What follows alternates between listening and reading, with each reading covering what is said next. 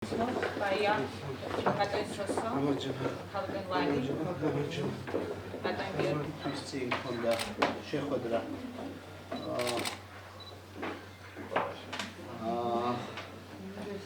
Mediashi, what's a second of this is the Mishnomania, Zunopa,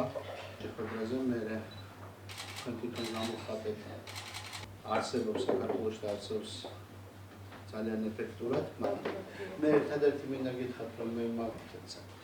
ცოტა გავიწვით იმედია, როგორ ოპოზიციურ მედიას მოგესალმებით, როგორც სახელმწიფოს მეთაურს მადლობა რომ ხდებით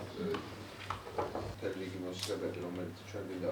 მე ყოველ შემთხვევაში ჩემი სახელი მინდა ორგანიზიაროთ. მაგრამ სახელმწიფოს ამერიკა ამის განხილვა მოხერხდა პოლიტიკა პირიქით კანონი, რომელიც იქნა შემუშავებული, გაცილებით უფრო უარესია, ვიდრე დღევანდელი მდგომარეობა. დღევანდელი მდგომარეობის შეხვედრა პროდუქტიული იყო,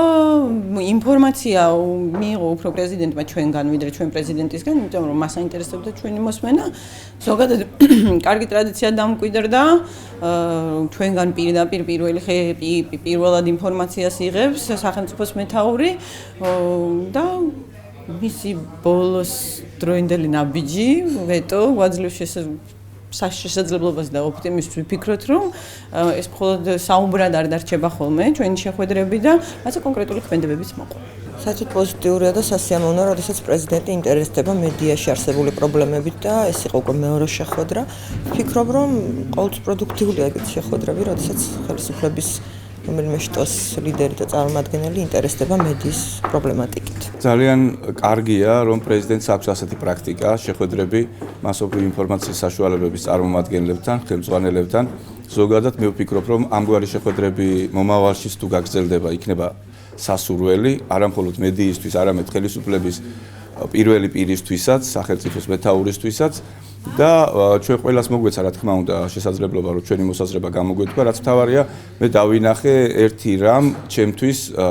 მოულოდნელი არ იყო მართალი გითხრათ, მაგრამ სასიამოვნო შემიძლია ვთქვა რომ ძალიან სასიამოვნო იყო ის რომ ჩვენ გქონდა არა მხოლოდ თავისუფლად ჩვენი აზრის გამოთქმის საშუალება, არამედ პრეზიდენტთან დებატების გამართვაც ამა თუ იმ საკითხთან დაკავშირებით, რაც ძალიან მნიშვნელოვანია, თავისუფალი ფორმატი შეხვედრის თავისუფლად შეხვედრის ფორმატი თუ შეხვედრა თავისუფალ ფორმატში ყოველთვის უფრო მეტი შედეგის მომტანია, ვიდრე დაძაბული შეხვედრები, თუნდაც პრესკონფერენციის ფორმატი, როდესაც შეზღუდული ხარ შეკითხვის დასმის თვალსაზრისითაც. მე ვფიქრობ, რომ ამგვარი შეხვედრები პრეზიდენტმა გიორგი მარგველაშვილმა მომავალშიც უნდა განაგრძოს